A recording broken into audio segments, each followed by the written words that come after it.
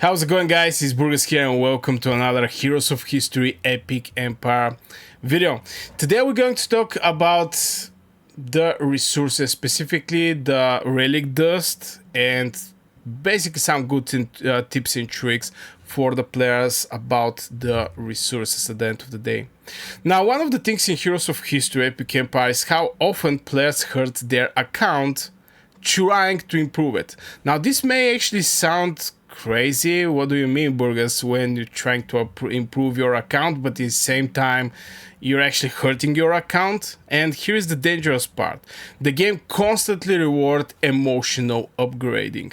And it's not only in the Heroes of History Epic Empire, to be fair, it's many games. They reward the emotional approach over upgrades, leveling, you name it.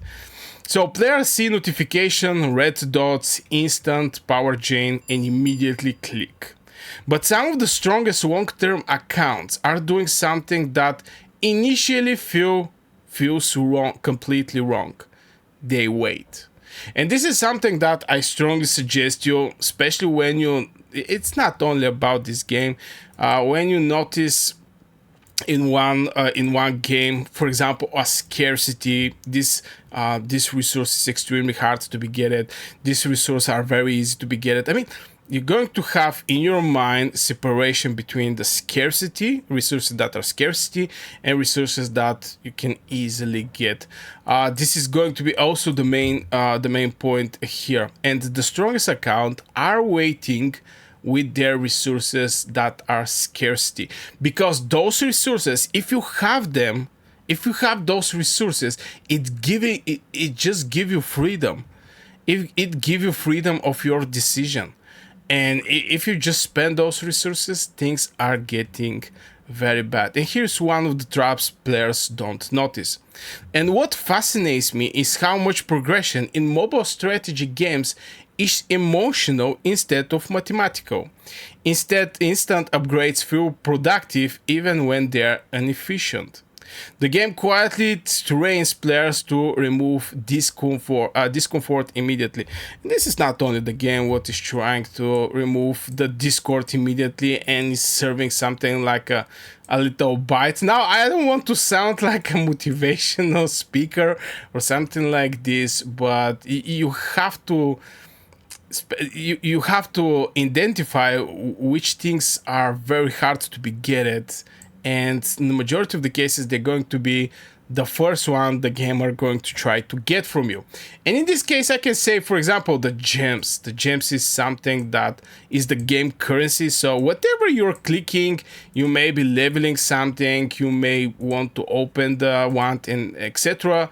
The game is going to ask you for your gems. So this is other place where you have to be extremely careful how you approach the things at the end of the day.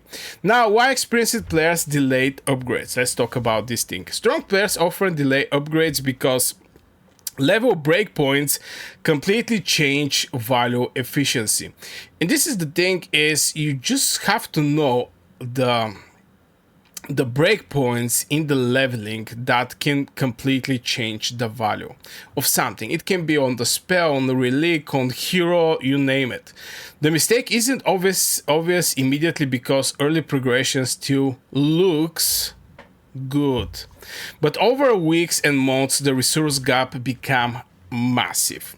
Saving relic dust early creates flexibility later. And this is the thing I want to say here, is having this relic dust is just going to give you that flexibility, that freedom, so you can decide, I'm going to level up this relic or I'm going to go with this relic. You're just going to have the dust at the end of the day. Most players realizing this too late after their account become resource starved. Now, what is the hidden cost nobody's talking about? The dangerous thing about wasting relic dust isn't only the dust itself. Bad upgrades quietly force future bad decisions. Suddenly, food disappear faster, relic movement become painful. And the thing is, if you start going on this path where you basically are making bad decisions, this is going to follow you in the future. if you just stop and think, okay, I'm going to upgrade this one, but let's see why I want to upgrade this thing. I mean, I have the temptation, I want to upgrade, for example, this relic, but why I want to do it? And you start questioning your decisions, you're going to end up in place where you're going to save a lot of resources. I don't say this is the right approach, but when you're 100% sure on something, you're going to have the freedom to go all in over this something. Now, why short-term power creates long-term weakness? Visible power trick players into thinking they are progressing correctly. But account health and visible power are not always the same thing. Some upgrades increase stats while reducing long-term flexibility. And this is the thing that, I'm trying to adapt in my viewers who is watching my videos. Is very important. You have the freedom of choice.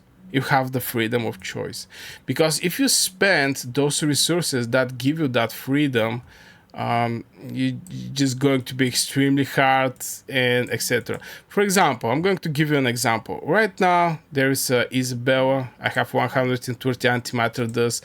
I can actually go for her. I'm most likely not going to get her, or maybe I'm going to get her. I really don't know.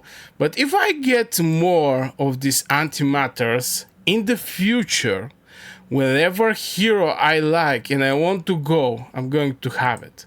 This is what happened with my Medusa. This is what happened with now Medusa actually was 10 times chance up. I chase her, I get her. The other hero that I chase and get from 10 times chance up is actually one of the new heroes, and this is my Hercules, which is basically having crazy boost of all damage taken. So when I go and I strike, the chance I get what I want is pretty decent compared if I don't save any kind of resources and I have like 10, let's say 10 antimatters. The hero I'm looking for appear, I try to get the hero, I don't get the hero, and I get mad. This is not how the things are done at the end of the day. Now, let's talk about the community. The community incidentally encourage bad habits. One of the strangest things is strategy communities is how emotional progression gets normalized. Players celebrate instant upgrades because they're visually satisfying, but delayed optimization rarely looks exciting initially.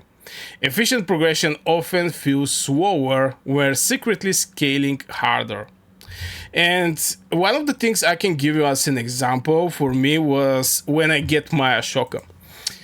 When there is when there was the shards for Ashoka, I was prepared. Now I hit 3,000 just to get I think the 10 or 15, I think it was 10 shards for Ashoka, and I managed to finish on the first place, but that was by incident. I mean, I didn't actually believe I'm going to finish there.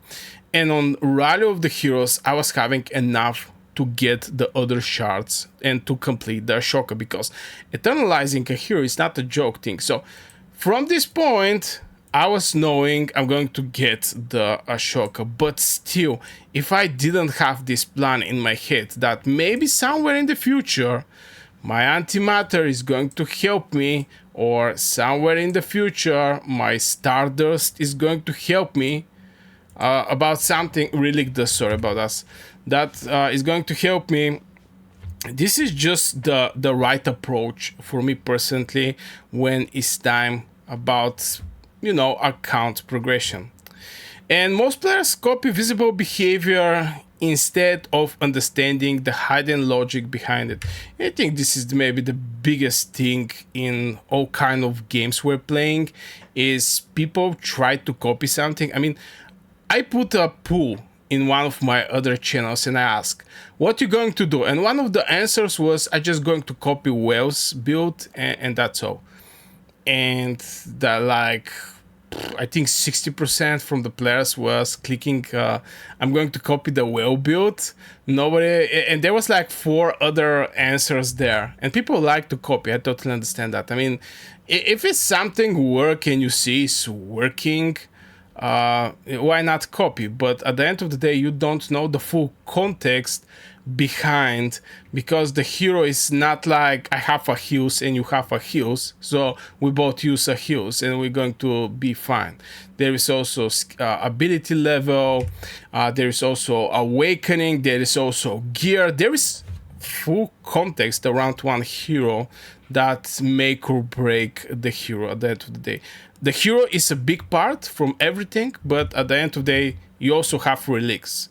Yeah, awakening, relics, skill, ability level, and all these things. So try to always find the hidden logic behind, or at least explore why something is happening.